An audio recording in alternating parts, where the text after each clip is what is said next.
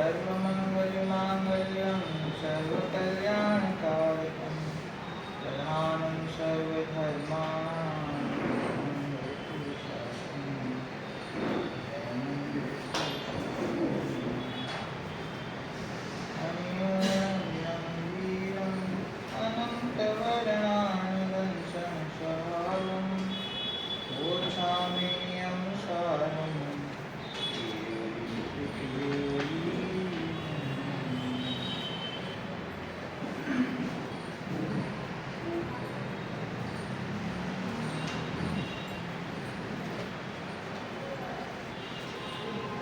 नियम सार ग्रंथ प्रथम जीव अधिकार गाथा नंबर 3 ઉપર આપણે કાલે ચર્ચા કરી કે જેની અંદર આચાર્ય દેવે એ વાત આપણને સમજાવી છે કે નિયમની સાથે સાર શબ્દ શું કામ લગાડવામાં આવ્યું છે અને તેનો અર્થ શું છે। सार कहता शुद्ध अने स्वभाव रत्नत्रयनी वात छे। सार एटले नियम एटले रत्नत्रय अने सार एटले के स्वभाव रत्नत्रय। स्वभाव रत्नत्रय एटले के जेनी अंदर व्यवहार रत्नत्रयनो निषेध छे, जेनी अंदर पराधीन भावोनो निषेध छे, जेनी अंदर शुभ भावोनो निषेध छे। एवा स्वभावना आश्रय प्रकट थयेला अत्यंत निरपेक्ष सम्यक दर्शन ज्ञान अने चारित्र तेनु नाम नियम सार छे। बराबर। रत्नत्रय तथा स्वभाव रत्नत्रय अहींया शब्द प्रयोग कर्यो स्वभाव रत्नत्रय। बराबर। एनी वात आपणे करी। नियम कहता टीकाकार आचार्य देवे बे अर्थ कर्या, एक कारण नियम अने कार्य नियम। जे परम पारिणामिक भावे स्थित छे, शुद्ध ज्ञान चारित्र रूपे चेतना रूपे स्थित छे अने जे स्वभाव अनंत चतुष्टयात्मक छे एवो हूँ ते कारण नियम छे अने सम्यक दर्शन सम्यक ज्ञान सम्यक चारित्र ए कार्य नियम छे। एनी वात आपणे थई। प्रश्न क्रमांक 9 ઉપર આપણે છીએ। टीकानी अंतिम पंक्ति छे ते फरीथी वांचું છું। आ ज्ञान दर्शन चारित्र स्वरूप नियम निर्वाणनु कारण छे। શું કહ્યું? જ્ઞાન દર્શન ચારિત્ર સ્વરૂપ નિયમ નિર્વાણનું કારણ છે। તે નિયમ શબ્દને વિપરીતના પરિહાર અર્થે સાર શબ્દ જોડવામાં આવ્યું છે। બરાબર। જો અહીંયા નિયમ શબ્દને વિપરીતમાં પોઈન્ટ આઉટ કર્યું છે। પોઈન્ટ નંબર 2 ફૂટનોટ માટે विपरीत एटले विरुद्ध। नीचे जो छे ने फूटनोट में व्यवहार रत्नत्रय रूप विकल्पों ने पराश्रित भावों ने बातल करीने मात्र निर्विकल्प ज्ञान दर्शन चारित्र नो ज शुद्ध रत्नत्रय नो ज स्वीकार करवा अर्थे नियम साथे सार शब्द जोड़्यो छे। अहींया ज्यारे कह्युं के विपरीतना परिहार अर्थे तो विपरीतमां शुं लेवुं के विपरीतनी अंदर कई मोराल द्वेष भावोनुं ग्रहण नथी कर्युं। ए तो छे कारण के ए ज्यां सुधी होय त्यां सुधी सम्यक दर्शन ज्ञान चारित्र थतुं नथी। परद्रव्य साथे एकत्व बुद्धि छे त्यां सुधी सम्यक दर्शन ज्ञान चारित्र थतुं नथी। अहींया तो व्यवहार रत्नत्रयने पण रत्नत्रयनी श्रेणीमांथी शुं लेखुं बातल करीने एमांथी एने माइनस करी दीधा छे के ज्यारे दर्शन ज्ञान चारित्रनी वात आवे त्यारे एमां कया ज्ञान दर्शन चारित्र के जे नियमथी मोक्षना कारण छे एवा ज्ञान दर्शन चारित्रनी ज्यां वात थाय छे त्यां ए ज्ञान दर्शन चारित्रमा व्यवहार ज्ञान दर्शन चारित्र शामिल नथी। एने ग्रहण करवामां आव्या नथी। ए स्पेशली बताववा माटे नियमनी साथे अहींया सार शब्दनो प्रयोग करवामां આવ્યો છે। બરાબર। तो नियम सार एमा नियम शब्दना आ टीका प्रमाणे त्रीजी गाथामां नियमना बे अर्थ कारण नियम अने कार्य नियम अने सार शब्द के एमा स्वभाव रत्नत्रयनी प्रकटता थाय जेनी अंदर विपरीत भावोनो एटले के व्यवहार रत्नत्रयनो अभाव छे એવા રત્નત્રય, શુદ્ધ રત્નત્રય, સ્વાભાવિક રત્નત્રય, નિરપેક્ષ રત્નત્રય, એવા રત્નત્રય તે નિયમ છે અને એ નિયમથી જે જીવ પ્રગટ કરે છે એને અવશ્ય મોક્ષની, નિર્વાણની, પરમ નિર્વાણની પ્રાપ્તિ થાય છે. તો આ અહીંયા ત્રીજી ગાથાની અંદર નિયમસાર શબ્દનો આ અર્થ અહીંયા બતાવ્યો છે. બરાબર. હવે ત્રીજી ગાથાની ટીકા પૂર્ણ કરતા શ્લોક કહેવામાં આવે છે. ત્રીજી ગાથા પૂરી થઈ. હવે આ ટીકાકાર આચાર્ય દેવ એટલે કે પદ્મપ્રભ મલધારી દેવ અહીંયા કળશ લખે છે. ઇતિ વિપરીત વિમુક્તમ રત્નત્રયમનુત્તમં પ્રપદ્યાહમ.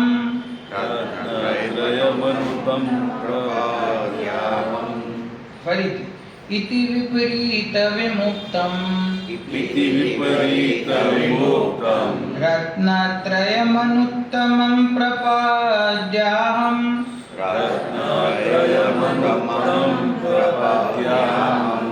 અપુનર્ભવ ભામિન્યામ સમુદ્ભવ મનંગ સંયામી. સમુદ્ભવ મનંગ સંયામી. એટલું અઘરું નથી. સંધિ વિચ્છેદ કરીએ આપણે. સમુદ્ભવમ એક શબ્દ છે. સમુદ્ભવ એટલે ઉત્પન્ન થવું. બરાબર. સમુદ્ભવમ બીજો વર્ડ છે અનંગશમ અને ત્રીજું છે યામી. સમુદ્ભવ મનંગશમ યામી. આખું ફરીથી વાંચીએ. ઇતિ વિપરીત વિમુક્તમ રત્નત્રયમનુત્તમં પ્રપદ્યાહમ.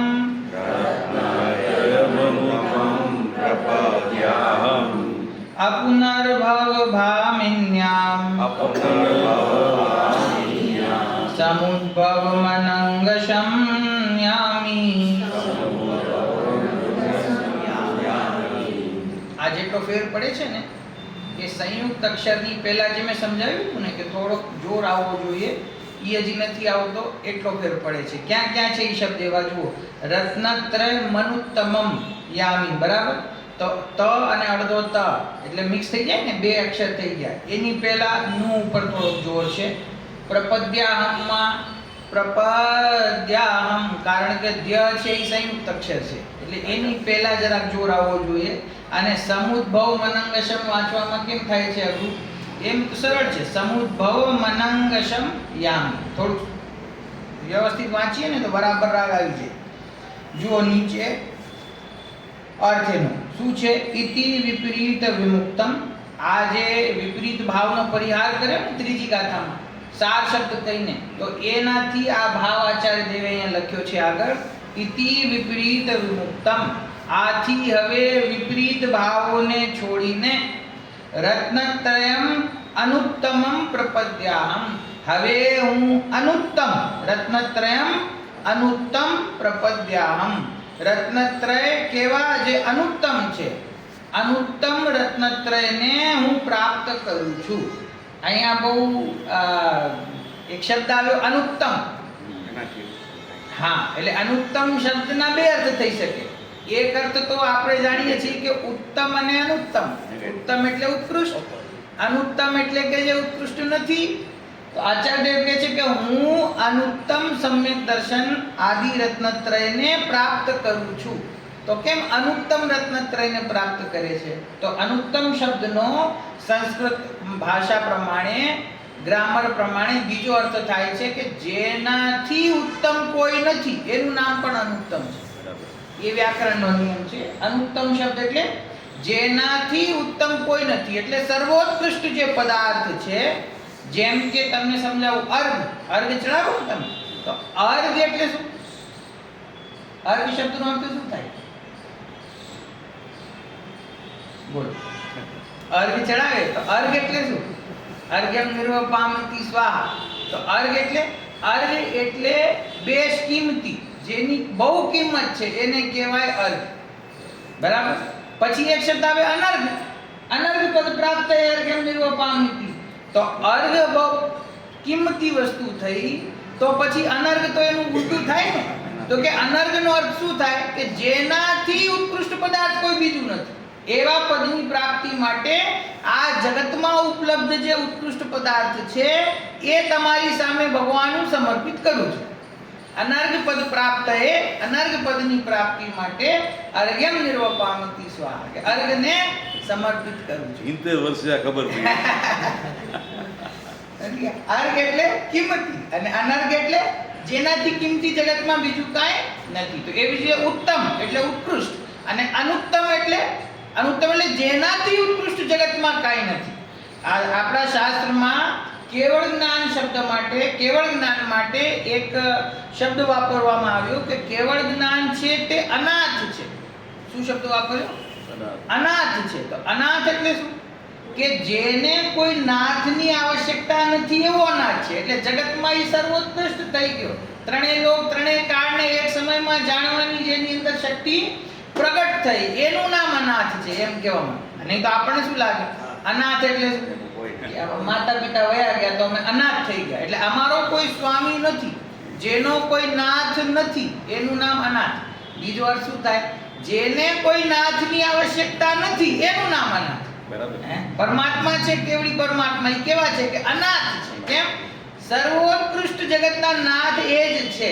એને કોઈ બીજા નાથની એટલે કે સ્વામીની જરૂર નથી. એ જ વ્યાકરણ, એ જ અલંકાર અહીંયા આચાર્ય દેવે વાપર્યો છે કે હું સમસ્ત વિપરીત ભાવથી રહિત અનુત્તમ એટલે કે સર્વોત્કૃષ્ટ રત્નત્રયનો આશ્રય કરીને મુક્તિ રૂપી સ્ત્રીથી ઉદ્ભવતા. સંસ્કૃતમાં જુઓ ઉપર શબ્દ કેવા સરસ વાપર્યા છે, અપુનર્ભવ. અપુનર્ભવ એટલે ફરીથી ભવ ન થાય, એટલે એનો બીજો અર્થ શું થયો? મુક્તિ. અપુનર્ભવ ભામિન્યામ, કે અપુનર્ભવ ભામિની, સ્ત્રીનો પર્યાયવાચી શબ્દ છે ભામિની. તો કે છે કે અપુનર્ભવ એટલે કે મુક્તિ રૂપી સ્ત્રીથી પ્રગટ થતો જે અનંગશમ એટલે કે જે અનંગ અર્થાત અશરીરી, અતીન્દ્રિય, આત્મિક અને શમ લખેલું છે ને પાછળ, અનંગશમ. તો શમ એટલે કે શમનો અર્થ થાય છે સુખ. શમ શબ્દનો અર્થ શું છે? સુખ. તો કે છે અતીન્દ્રિય, આત્મિક, અશરીરી સુખને યામી એટલે કે હું પ્રાપ્ત કરું છું. શું અર્થ થયો આખો? આ રીતે કઈ રીતે? કે ત્રીજી ગાથામાં જે વિષય બતાવ્યો કે નિયમસાર એટલે કે વિપરીત, વિકારી, વ્યવહારિક, પરાશ્રિત ભાવોથી રહિત જે સમ્યક દર્શન જ્ઞાન અને ચારિત્ર રૂપ નિયમસાર છે, એ નિયમસારને, સમ્યક દર્શન જ્ઞાન ચારિત્રને હું પ્રાપ્ત કરું છું. એ સમ્યક દર્શન ચારિત્ર કેવા છે? તો કે છે કે વિપરીત ભાવ વિનાના, એક વાત. અને બીજું કે જે જીવ એ રત્નત્રયને પ્રાપ્ત કરે છે એને શું થાય છે? કે તે જીવ મુક્તિ રૂપી સ્ત્રીથી ઉદ્ભવતા અતીન્દ્રિય સુખને પ્રાપ્ત કરે છે. એ ભાવ અહીંયા આચાર્ય દેવે મૂક્યો છે કે પોતાના આત્માના આશ્રય વ્યવહાર સમ્યક દર્શનને બાતલ કરીને શુદ્ધ સ્વાભાવિક સમ્યક દર્શન જ્ઞાન અને ચારિત્ર હું પ્રગટ કરું છું. અને એ પ્રગટ કરતા શું થાય છે કે મુક્તિ રૂપી સ્ત્રીની સાથે લગ્ન થયા ને, મોક્ષમાં ગયો. તો આ એક ઉપમા શાસ્ત્રમાં મૂકવામાં આવે છે કે જીવ છે એ રાજા છે, એ વરરાજા છે, અને મુક્તિ છે તે સ્ત્રી છે, પરિણતિ છે ને, તે મુક્ત દશા છે તે પરિણતિ છે. જીવ રાજા છે તો કે જે જીવ રાજાના મુક્તિ રૂપી સ્ત્રી સાથે લગ્ન થયા તો કેવું સુખ પ્રગટ્યું? તો કે છે કે અશરીરી, અતીન્દ્રિય અને આત્મિક સુખ એ જીવને પ્રગટ થાય છે. બરાબર? હવે આગળની ગાથા, ચોથી ગાથા વાંચીએ છીએ આપણે પ્રાકૃતમાં. નિયમં મોક્ષ ઉવાઓ, નિયમં મોક્ષ ઉવાઓ, તસ્ય ફલં ભવતિ પરમનિર્વાણં, તસ્ય ફલં ભવતિ પરમનિર્વાણં, એદેશિં તિન્હંપિય, એદેશિં તિન્હંપિય, પત્યેય પરુવણાહો,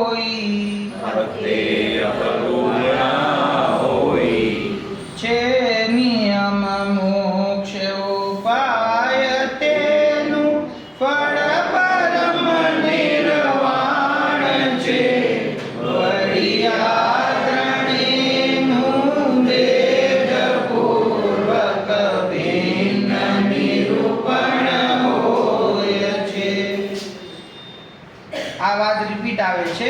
એકચ્યુઅલી ટીકાકાર આચાર્ય દેવે એ વાત પહેલા જ કહી દીધી પદ્મ બ્રહ્મલારી દેવે કે આ ગ્રંથમાં આચાર્ય દેવ આગળ શું કહેવાના છે, અને કુંદકુંદ આચાર્ય હવે પોતે પણ એ વાતને કહે છે ફરીથી ગાથાની અંદર કે આગળ આ ગ્રંથમાં શું વિષય આવશે. રત્નત્રય રૂપ નિયમ મોક્ષનો ઉપાય છે. તેનું ફળ પરમ નિર્વાણ છે. વળી ભેદ કથન દ્વારા અભેદ સમજાવવા અર્થે આ ત્રણનું ભેદ પાડીને જુદું જુદું નિરૂપણ હોય છે. કયા ત્રણનું? જ્ઞાન, દર્શન અને ચારિત્ર. ખરેખર તો એ ત્રણેય અભેદ રૂપે જ્યારે જીવને પ્રગટ થાય ત્યારે તેનું ફળ નિર્વાણ છે. પણ તેને પ્રગટ કરવા અર્થે, એના સ્વરૂપને સમજવા અર્થે ભિન્ન ભિન્ન ભેદ કરીને જ્ઞાનને, દર્શનને અને ચારિત્રને જુદું જુદું આ ગ્રંથમાં આગળ સમજાવવામાં આવશે. બરાબર? ટીકા. રત્નત્રયના ભેદો પાડવા વિશે અને તેમના લક્ષણ વિશે આ કથન છે. કે રત્નત્રયના ભેદ કરશે અને એમનું સ્વરૂપ શું છે એ સમજાવશે. એ આ ગાથામાં આચાર્ય દેવે સૂચના આપી છે. આ સૂચનાત્મક ગાથા છે. સમસ્ત કર્મના નાશથી સાક્ષાત મેળવાતો મહા આનંદનો લાભ તે મોક્ષ છે. આ મોક્ષની સામાન્ય સરળ પરિભાષા. મોક્ષ કોને કહેવાય? કે સમસ્ત કર્મના નાશથી સાક્ષાત મેળવાતો મહા આનંદનો લાભ તે મોક્ષ છે. તે મહા આનંદનો ઉપાય પૂર્વોક્ત નિરૂપચાર રત્નત્રય રૂપ પરિણતિ છે. જો આશીષભાઈ શું કહે છે? તે મહાઆનંદનો ઉપાય એટલે કે મોક્ષનો ઉપાય શું છે? પૂર્વમાં કહેલી એટલે ત્રીજી ગાથામાં કહેલી નિરૂપચાર રત્નત્રય રૂપ પરિણતિ છે. આવા સ્પષ્ટ શબ્દો પછી મળે નહીં બીજે ક્યાંય. આ હાઇલાઇટ કરી રાખવાનું. નિરૂપચાર રત્નત્રય પરિણતિ છે. નિરૂપચાર એટલે શું? ઉપચાર નથી. એટલે ઉપચાર નથી એટલે સ્પષ્ટ થઈ ગયું કે વ્યવહાર રત્નત્રય પરિણતિની વાત નથી. આ નિરૂપચાર રત્નત્રય પરિણતિ છે. તે જ મહાઆનંદનો ઉપાય છે. એટલે પહેલી લાઈનમાં શું કહ્યું? મહાઆનંદનો લાભ તે મોક્ષ છે. અને એ મોક્ષનું કારણ કોણ છે? કે રત્નત્રય રૂપ પરિણતિ છે. કેવી રત્નત્રય પરિણતિ? તો કે છે નિરૂપચાર રત્નત્રય પરિણતિ, કે જેમાં ઉપચાર નથી, જેમાં વ્યવહાર નથી, એવી રત્નત્રય રૂપ પરિણતિ. જેમાં ભેદ નથી એવી રત્નત્રય રૂપ પરિણતિ. વળી નિરૂપચાર રત્નત્રય રૂપ અભેદ પરિણતિમાં અંતર્ભૂત રહેલા આ ત્રણનું જ્ઞાન, દર્શન અને ચારિત્રનું જુદું જુદું નિરૂપણ હોય છે. શું કે છે? જે જીવને જ્ઞાન, દર્શન, ચારિત્રનું સ્વરૂપ ખ્યાલમાં ન આવતું હોય એવા શિષ્યને, એવા સાધર્મીને સમજાવવા માટે જ્ઞાન, દર્શન અને ચારિત્રનું જુદું જુદું કથન કરવામાં આવે છે. પરંતુ શું લખ્યું? નિરૂપચાર રત્નત્રય રૂપ અભેદ પરિણતિમાં અંતર્ભૂત રહેલા. કે આ જ્ઞાન, દર્શન, ચારિત્ર છે એ તો ખરેખર પોતાના અંતરંગમાં સ્વભાવના આશ્રય જે શુદ્ધ પરિણતિ પ્રગટ થઈ, તો એમાં આ ત્રણેય અંતર્ભૂત છે. જ્ઞાન, દર્શન, ચારિત્ર ત્રણેય અંતર્ભૂત છે. અને કઈ રીતે અંતર્ભૂત છે? કે અભેદપણે અંતર્ભૂત છે. અભેદપણે. એમાં જ્ઞાન, દર્શન, ચારિત્રનો કોઈ ભેદ નથી. ભેદ છે આપણને સમજવા માટે. પરંતુ જ્યારે આત્માનુભૂતિ પ્રગટ થાય છે, આત્માનુભૂતિ પ્રગટ થતા જ્ઞાન, શ્રદ્ધાન સમ્યક થયા અને સાથે સાથે અનંતાનુબંધી કશાય ચોકડીનો અભાવ થતા જે શુદ્ધતાનો અને વિતરાગતાનો અંશ પ્રગટ થયો, એનું નામ ચારિત્ર. ભલે તે સ્વરૂપાચરણ ચારિત્ર છે, ભલે તે અત્યારે પૂર્ણ રૂપે પ્રગટ થયું નથી, પણ એનો અંશ ત્યાં પ્રગટ થયો છે. તો એ સમ્યક દર્શન, સમ્યક જ્ઞાન અને સમ્યક ચારિત્ર એ રૂપ એક શુદ્ધ પરિણતિ છે. એમાં ભેદ નથી. તો એવી શુદ્ધ અભેદ પરિણતિ, નિરૂપચાર રૂપ રત્નત્રય રૂપ અભેદ પરિણતિ, એમાં અંતર્ભૂત રહેલા આ ત્રણનું, કયા ત્રણ? જ્ઞાન, દર્શન અને ચારિત્રનું જુદું જુદું નિરૂપણ હોય છે. કઈ રીતે? કે આ જ્ઞાન છે, આ દર્શન છે, આ ચારિત્ર છે, એમ ભેદ પાડીને. શું કહ્યું? જ્યાં આત્માની શુદ્ધ પરિણતિને સમજાવવી છે, આ નિયમસાર ગ્રંથ છે, આગળ જતા વિષય આવશે કે આત્માને આત્મા ઉપાદેયભૂત થાય છે, આત્મા આત્માનો અનુભવ કરે છે, બરાબર? આત્માનો અનુભવ થતા શુદ્ધ પરિણતિ પ્રગટ થઈ. હવે શુદ્ધ પરિણતિ કેવી છે? તો એને સમજાવવો કઈ રીતે? કેવી છે? તો સમજાવવા માટે ભેદ કર્યા સિવાય બીજો કોઈ ઉપાય નથી. તો કેવી છે? કે જ્ઞાન, દર્શન, ચારિત્ર રૂપ છે. એમાં જુઓ, આ જ્ઞાન પણ છે, કાલે આપણે વાત કરી, પોતાના આત્મ સ્વરૂપનું પરિજ્ઞાન, તેનું નામ જ્ઞાન. પોતાના આત્મ સ્વરૂપનું જીવાસ્તી કાયમાંથી પ્રગટ થતું શુદ્ધ શ્રદ્ધા, એનું નામ સમ્યક દર્શન. અને પોતાના પરંપરાનામિક ભાવમાં અવિચળપણે સ્થિતિ, તેનું નામ સમ્યક ચારિત્ર. તો આ ભેદ કરીને જ્યારે જીવને સમજાવવામાં આવે છે તો તેને સમ્યક દર્શન, જ્ઞાન, ચારિત્રનું જુદું જુદું સ્વરૂપ સ્પષ્ટપણે ખ્યાલમાં આવે છે. તો ખરેખર માત્ર સમજાવવા અર્થે આ ઉપચાર કરવામાં આવે છે. કયો ઉપચાર? ભેદ ઉપચાર. ખરેખર તો એ રત્નત્રય પરિણતિ આખી મળીને એક શુદ્ધ છે. એની અંદર જ્ઞાન, દર્શન, ચારિત્રનો પણ ભેદ નથી, પણ સમજાવવા અર્થે એ આ રીતે ભેદ કર્યા છે. જે ગાથા સૂત્રો આગળ કહેવાશે તેમાં દર્શન, જ્ઞાન, ચારિત્રના લક્ષણ જણાશે. આગળ દર્શન, જ્ઞાન, ચારિત્રના લક્ષણો કયા છે એની ચર્ચા આવશે. આ ગાથામાં તો માત્ર સૂચના છે કે આગળ આ રીતે દર્શન, જ્ઞાન અને ચારિત્રનો વિષય આવશે. કેમ? દર્શન, જ્ઞાન, ચારિત્રનો વિસ્તાર શું કામ કરે છે? કે આ જે રત્નત્રય પરિણતિ છે એના કારણે જ કર્મોનો અભાવ થાય છે, અને કર્મોનો અભાવ થતા મહાઆનંદ પ્રગટ થાય છે, તેનું નામ મોક્ષ છે. તો જો એ મોક્ષનું જે જીવને પ્રયોજન છે એને દર્શન, જ્ઞાન, ચારિત્ર પ્રગટ કરવા પડે. અને દર્શન, જ્ઞાન, ચારિત્ર જે નિયમથી પ્રગટ કરે તો એને એ જીવને મોક્ષ પ્રગટ થાય. એના જ કર્મનો અભાવ થાય. જો કર્મના અભાવનો ઉપાય શું છે? શુદ્ધ રત્નત્રય પરિણતિ. મોક્ષનો ઉપાય એટલે શું? કર્મના અભાવનો ઉપાય.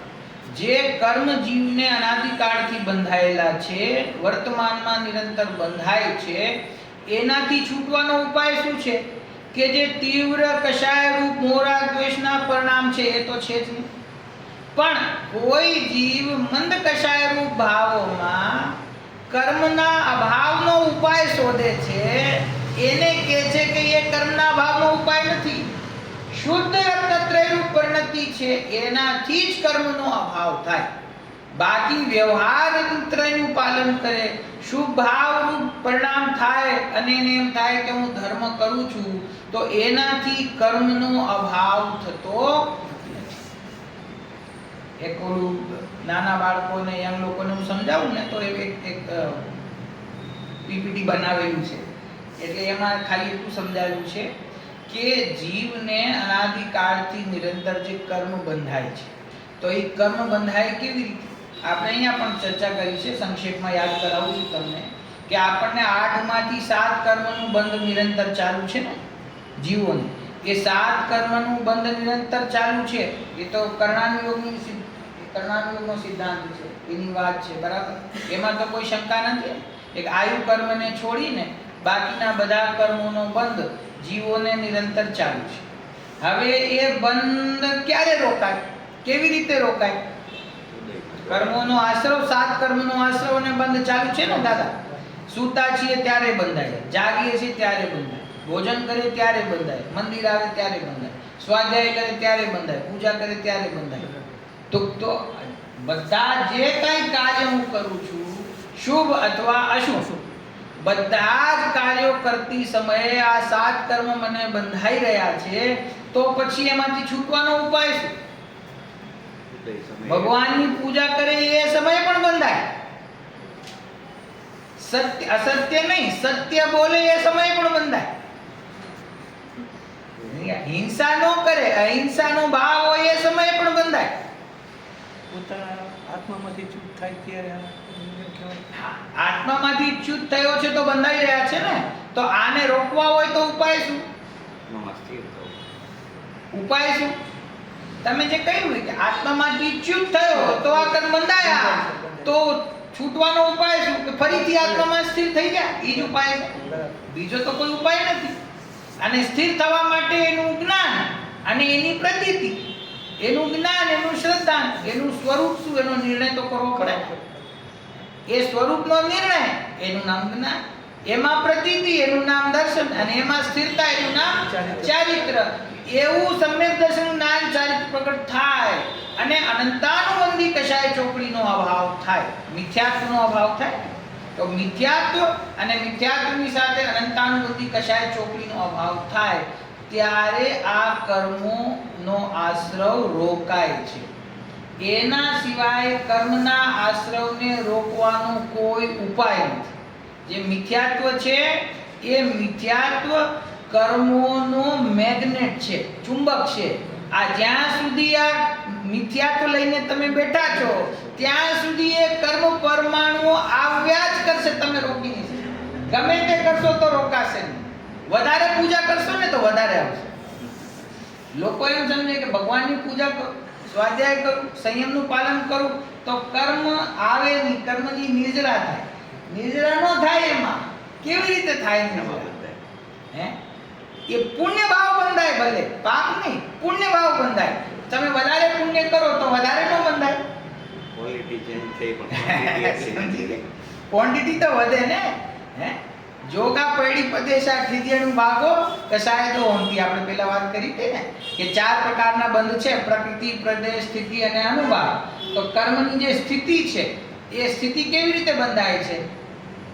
યોગા પ્રકૃતિ પ્રદેશા. યોગથી, મન વચન કાયના યોગથી જીવને કર્મના પ્રકૃતિ અને પ્રદેશનો બંધ થાય છે. અને ખીદી અનુભાગા, સ્થિતિ અને અનુભાગ કશાયતઃ હોતી. કશાય દ્વારા જીવને સ્થિતિ અને અનુભાગનો બંધ થાય છે. તો કર્મ જે મને બંધાય છે એની સ્થિતિ કેટલી લાંબી હશે અને એની ફળ દેવાની શક્તિ કેવી હશે? ઈ શેનાથી બંધાય? કશાય.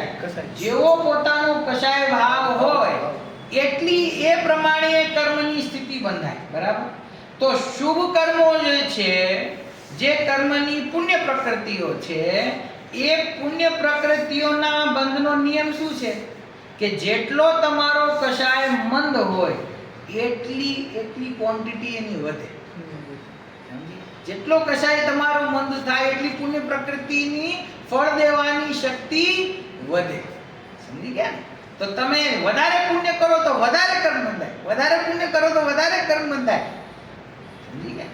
એક સામાન્ય માણસ હોય એ કદાચિત પોતાના સામાન્ય શુદ્ધ આચરણ દ્વારા, મંદ કશાય દ્વારા કદાચ પેલા બીજા સ્વર્ગની, જો કદાચ ઉદાહરણ સ્વરૂપે છે, બીજા સ્વર્ગની પ્રાપ્તિ કરી શકતો હોય, એ ગ્રેવેકમાં નથી જઈ શકતો.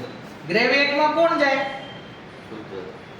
દ્રવ્યલિંગી મુનિરાજ હોય ને એ જ જાય. તો દ્રવ્યલિંગી મુનિરાજ કેમ ઉપર સ્વર્ગમાં ગયા? કેવી રીતે ગયા ગ્રેવેક સુધી? કારણ કે એનો શુભ ભાવ ઉત્કૃષ્ટ પ્રકારનો છે. જેનો શુભ ભાવ જેટલો ઉત્કૃષ્ટ, એને એટલા લાંબા કાળ માટે સ્વર્ગની પ્રાપ્તિ. તો શું થયું અહીંયા? કે જેવા કર્મ તમને બંધાયા છે, જેવા કર્મોના તમારો કશાય ભાવ છે, જો એ તીવ્ર કશાય રૂપ હોય તો અશુભ ભાવ વધારે બંધાય. સમજો? લોકોની ભૂલ ક્યાં થાય છે? એ એમ સમજે છે કે હું ક્રોધ કરીશ તો મને કર્મ બંધાશે, અને હું ભગવાનની સામે બેસીને પૂજા કરીશ તો મને કર્મ નહીં બંધાય, એમ સમજે છે. પણ થાય છે શું? ક્રોધ કરે તો અશુભ કર્મ વધારે બંધાય, અને ભગવાનની પૂજા કરે તો શુભ કર્મ વધારે બંધાય. ઓછું કંઈ થતું નથી. કાં તો અશુભ વધારે બંધાય, કાં શુભ વધારે બંધાય. એ ઓછા ક્યારે બંધાય?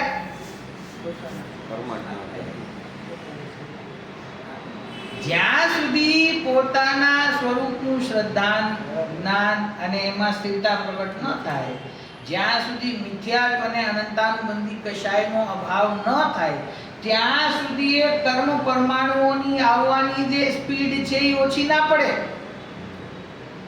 અનંતાનુબંધી કશાય ચોકડીનો અભાવ થાય તો એમ કહેવાય કે કર્મો હવે જીવને પેલા કરતા ઓછા બંધાય છે.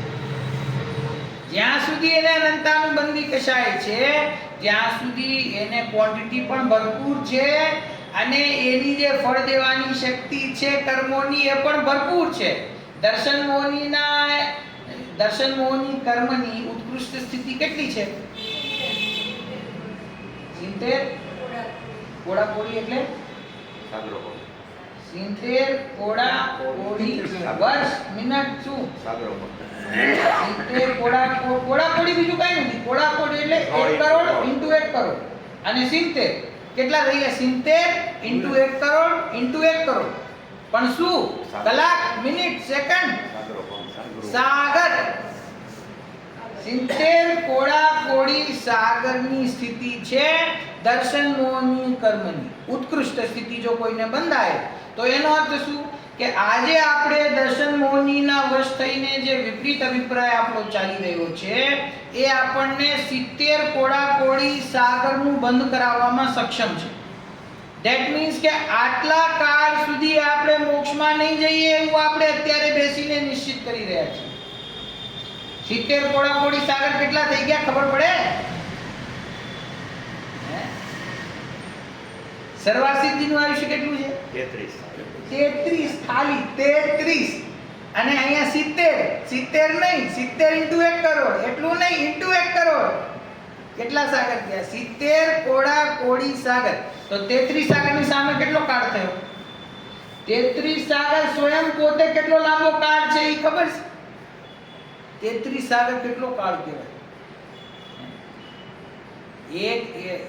આ 33 સાગરમાં જે ઇન્દ્રો ત્યાં બેઠા છે એની સામે કેટલા હજારો લાખો અસંખ્ય જીવો મોક્ષમાં જતા રહે અને એ ત્યાં બેઠા રહે સર્વાસિદ્ધિમાં. સમજી ગયા તો? કેટલો લાંબો કાળ છે એનો વિચારમાં થાય આપણને. એક સાગર જ એટલો લાંબો છે, બરાબર? તો આટલો લાંબો કાળ છે એ જીવની કશાય ભાવોના કારણેથી એને એ કર્મની સ્થિતિ અને અનુભાવનો બંધ થાય છે, બરાબર? તો આપણે સમજવાનું છે કે જે આ શેના માટે સમજાવું છું કે જે વ્યવહાર રત્નત્રય છે, જે વ્યવહાર રત્નત્રયની જીવને રુચિ છે અને એમ સમજે છે કે આ વ્યવહાર રત્નત્રયનું પાલન હું મારા જીવનમાં કરું છું તો મને ધર્મ થાય છે, એને ધર્મ થતો નથી, એને કર્મ બંધાય છે. કર્મથી જો છૂટવું હોય તો એનો ઉપાય એક જ છે, શુદ્ધ રત્નત્રય પરણતિ.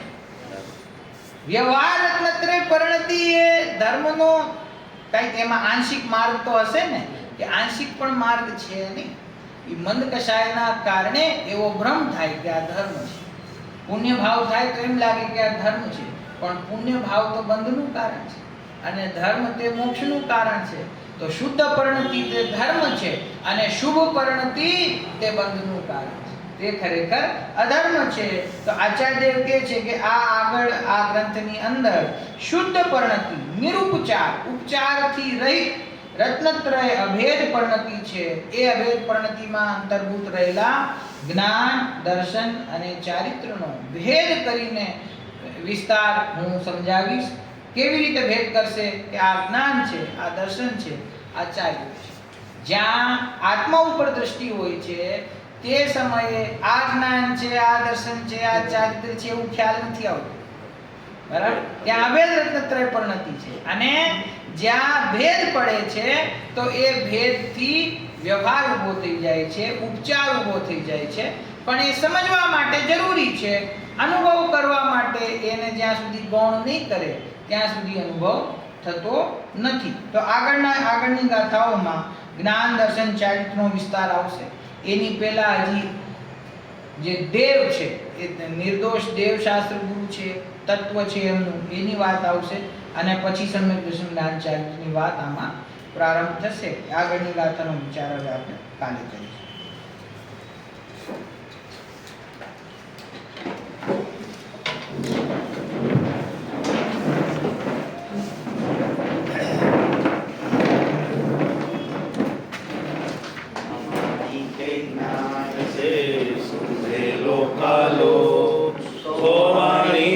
મસ્તક નમો સદા દેતો